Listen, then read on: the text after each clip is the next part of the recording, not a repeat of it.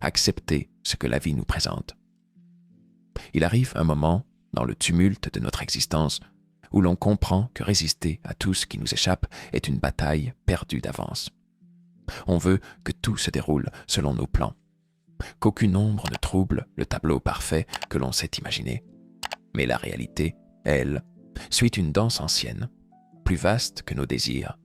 Et c'est ici que commence l'acceptation. Accepter, ce n'est pas se résigner, ce n'est pas baisser les bras devant l'injustice ou la douleur. C'est reconnaître, en toute humilité, que certaines choses ne relèvent pas de notre pouvoir. Ce que les stoïciens appelaient l'ordre naturel des choses pourrait aussi être vu comme le chemin divin, ce fil invisible qui relie les événements au-delà de notre entendement. Quand un événement bouleverse notre quotidien, une perte, une rupture, une déception, nous avons deux choix. Soit le combattre intérieurement, nourrissant colère et frustration, soit l'accueillir comme une occasion mystérieuse que la vie nous tend pour grandir. C'est ce deuxième choix qui libère. Car en cessant de résister, on retrouve une paix que rien ne peut acheter. Dans cette paix, on découvre un espace sacré, celui de notre propre pouvoir. Non pas le pouvoir de changer ce qui arrive, mais celui de choisir notre réponse. La pluie tombe, le vent souffle, mais mon cœur, lui, peut rester tranquille. Là est la force véritable. Le monde extérieur continuera à être instable, incertain. Mais à l'intérieur, je peux bâtir un temple, un lieu de silence où je choisis la sérénité plutôt que le tumulte. Accepter, c'est donc transformer chaque obstacle en enseignant. C'est dire à la vie, je ne comprends pas tout, mais j'avance avec foi. Et dans cette foi, il y a une beauté immense. Celle de l'homme ou de la femme qui cesse de fuir la réalité, pour enfin l'embrasser. Ce que tu ne contrôles pas ne doit pas te contrôler. Regarde bien autour de toi. Chaque jour, des choses échappent à ton contrôle. Les paroles des autres, la météo, la façon dont on te regarde, ce que la vie te donne ou te reprend. Mais pourtant, combien de fois laisses-tu ces choses gouverner ton humeur, dicter ta paix, éteindre ta lumière intérieure? Tu veux changer les comportements de ceux qui t'entourent? Tu veux que le monde suive ton plan? Que les imprévus te laissent tranquille? Tu veux que tout soit fluide, limpide, juste? Désolé de te le dire ainsi. Ce n'est pas comme ça que la vie fonctionne. Et plus tu veux tout contrôler, plus tu t'épuises. Marc Aurèle, ce grand empereur philosophe, l'avait compris. Il disait « Tu as pouvoir sur ton esprit, pas sur les événements. Ce que tu peux maîtriser, c'est ta manière de regarder ce qui t'arrive. C'est ta posture intérieure. Le reste, tu dois l'accepter ou en souffrir. Tu vois, c'est souvent notre refus de ce qui est et qui crée la douleur, pas l'événement lui-même. Un mot blessant, ce n'est qu'un mot. Mais si tu t'y accroches, si tu le revis 1000 fois dans ta tête, c'est toi qui entretiens la brûlure. Un échec? Il fait mal, oui. Mais si tu t'en sers pour te définir, tu te condamnes toi-même à vivre dans l'ombre. Alors, pose-toi cette question. Qu'est-ce que je contrôle vraiment? Tes pensées, tes paroles, tes actions. Voilà ton royaume. Ce qui se passe en dehors de toi, ce sont les terres des dieux, de la nature, de l'inconnu. Et si tu acceptais de déposer les armes, si tu décidais, aujourd'hui, de ne plus courir après ce que tu ne peux changer, tu verrais alors la naissance d'un nouveau toi, un toi libre de la vie des autres, un toi qui ne perd plus son temps à ruminer les injustices du monde, un toi concentré sur l'essentiel, ta propre transformation. Quand tu comprends ça, quelque chose bascule. Tu arrêtes de blâmer, tu arrêtes de t'accrocher. Et tu choisis, enfin, de t'occuper de ce qui est vraiment entre tes mains, ton attitude, ta présence, ton cœur. C'est un basculement simple, mais puissant, car à partir de là, la vie ne te contrôle plus. Les événements passent, les gens parlent, et toi, tu marches, stable, en paix, en vrai maître de ton existence. Quand le silence devient ta plus grande force, il y a un moment dans la vie où tu réalises que répondre à tout, c'est perdre une part de toi.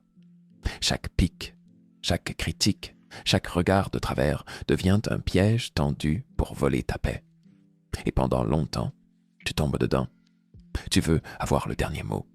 Tu veux montrer que tu ne te laisses pas faire. Tu veux prouver, quoi au juste? Jusqu'au jour où tu comprends que la vraie force ne se crie pas. Elle ne se justifie pas. Elle ne cherche pas à convaincre. Elle se vit dans le silence. Tu es dans la rue. Quelqu'un t'insulte. Ton cœur bat. Ton poing se serre. Mais tu choisis de ne pas répondre. Pourquoi? Parce que tu n'as rien à prouver. Parce que ton énergie vaut plus qu'un affrontement inutile. Parce que tu ne veux plus être l'esclave de ta colère. Tu es au travail. On te dévalorise devant les autres. Tu sens la rage monter. Tu pourrais riposter, crier ta vérité. Mais tu respires. Tu regardes plus loin. Tu sais que réagir, ici et maintenant, ne ferait qu'ajouter du feu à l'incendie. Tu choisis la hauteur. Non pas par lâcheté, mais par maîtrise. Cela ne veut pas dire se taire face à l'injustice. Non. Il y a des moments où ton silence serait une trahison. Quand une voix doit s'élever pour défendre l'innocent, tu la prends. Quand un geste doit sauver, tu agis. Mais tu choisis ces moments. Tu ne réagis plus par réflexe, tu agis avec discernement. Il y a une grande paix qui naît de ce choix. Tu te rends compte que ce que disent les autres ne définit plus qui tu es. Leur poison n'a plus d'effet sur toi, parce que tu n'y ouvres plus la porte. Tu apprends à observer, à écouter, sans absorber. Ce que tu gagnes alors, c'est plus que du calme. C'est une liberté, une clarté, une énergie préservée pour les choses qui comptent vraiment. Créer, aimer, évoluer. Et surtout, tu découvres cette vérité stoïcienne. Ce ne sont pas les événements qui nous troublent, mais l'idée que nous nous en faisons. Quand tu ne donnes plus de valeur à l'offense, elle disparaît. Quand tu choisis de ne pas entrer dans le jeu, il n'y a plus de parti. Le silence, ce n'est pas fuir. C'est parfois le plus grand acte de puissance. Car celui qui maîtrise sa réaction, maîtrise sa destinée. Tout passe, et c'est cela qui rend la vie précieuse. Ferme les yeux un instant. Rappelle-toi un moment de bonheur pur, un rire d'enfant, un soir d'été, un regard rempli d'amour, une chanson entendue dans un silence parfait. Où est-il maintenant, ce moment? Il est passé, dissous dans le temps. Et pourtant, il vit encore en toi. La vie est faite de ces instants suspendus, qui ne durent jamais. Voilà une vérité que l'on fuit souvent. Nous voulons retenir, figer, préserver. On veut que ce qui est bon ne finisse jamais. Mais l'univers n'obéit pas à nos attachements. Tout naît, tout s'élève, puis tout s'efface. Les stoïciens nous invitent à méditer sur cette impermanence. Non pour nous attrister, mais pour nous éveiller. Chaque chose que nous aimons est vouée à disparaître. Pas pour nous punir, mais pour nous apprendre à aimer sans possessivité. À vivre sans être enchaîné par la peur de perdre. Regarde la nature. Une fleur ne dure que quelques jours, et pourtant elle ne résiste pas à son destin. Elle s'ouvre, elle offre sa beauté au monde, puis elle se fane, sans plainte, sans regret. Et si nous faisions de même? S'ouvrir à la vie pleinement, sans s'accrocher, sans peur de l'après. L'instant présent devient alors sacré. Il n'est plus un pont vers un futur idéalisé, mais un temple dans lequel on entre avec respect, car on sait que rien n'est garanti, rien n'est acquis. Ce que tu vis maintenant, aussi banal que cela puisse paraître, est unique. Il ne reviendra jamais. Même la douleur, elle aussi, passe. Et quand elle est là, elle semble éternelle. Mais regarde en arrière.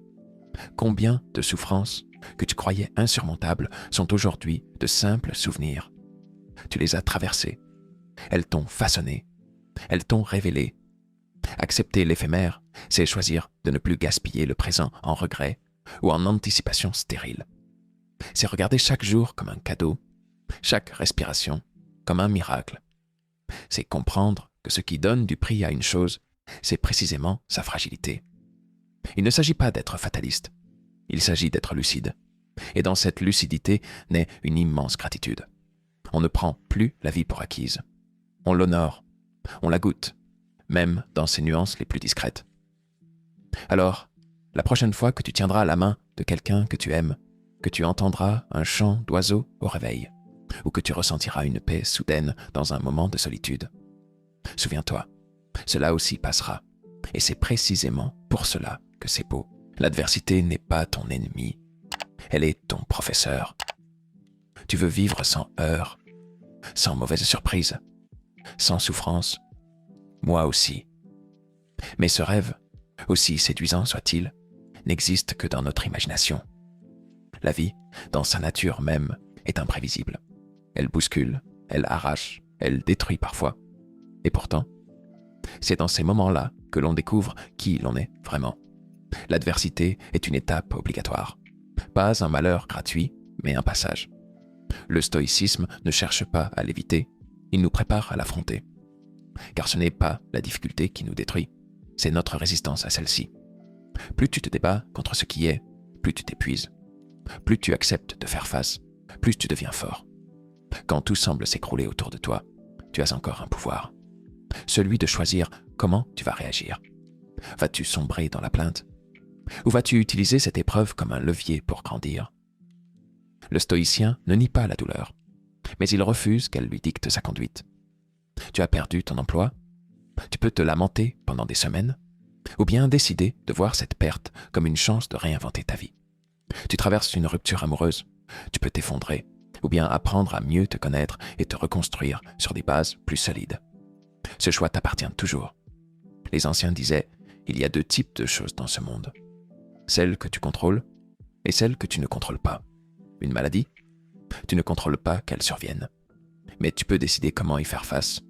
Courage, patience, lucidité. Voilà ce que personne ne pourra jamais t'enlever. Et c'est là, dans cet engagement à répondre avec force intérieure, que tu deviens invincible. Car les tempêtes ne cessent pas pour te faire plaisir. Mais tu peux apprendre à naviguer. Et parfois, ce sont ces vents violents qui t'amènent à la terre que tu cherchais depuis toujours. Imagine un arbre. Le vent le secoue, la pluie le frappe. Parfois, la foudre le touche. Mais ses racines s'enfoncent plus profondément à chaque épreuve. Toi aussi, tu peux être cet arbre. Chaque difficulté peut être une racine de plus. Une force que tu n'avais pas avant. Il ne s'agit pas d'aimer souffrir. Il s'agit de refuser de souffrir pour rien. De transformer l'épreuve en transformation. D'arrêter de demander à la vie d'être douce. Et de commencer à devenir fort. Et cette force, elle est déjà là, en toi. Tu n'as pas besoin de l'inventer. Tu as juste besoin de t'en rappeler. Sois fidèle à ta nature. C'est là que commence la paix. Combien de fois t'es-tu forcé à sourire, à t'adapter, à jouer un rôle qui n'est pas le tien? Combien de fois t'es-tu senti à côté de toi-même, comme si tu marchais dans des chaussures trop petites? Trop souvent, n'est-ce pas? On nous apprend très tôt à devenir ce que les autres attendent, à faire plaisir, à rentrer dans des cases, à être comme il faut. Et à force, on finit par oublier qui l'on est vraiment. On étouffe ses élans, on éteint ses passions, on nie ses différences. Pour s'intégrer, pour être aimé, pour être normal. Mais à quel prix? Le prix du malaise, du manque de sens, de la fatigue d'être un autre. Le prix d'une vie vécue à côté de soi. C'est là que commence le vrai malaise spirituel. Quand ton âme crie et que tu fais semblant de ne pas l'entendre. Accepter sa nature, ce n'est pas se contenter. C'est reconnaître la beauté de ce que tu es, tel que tu es.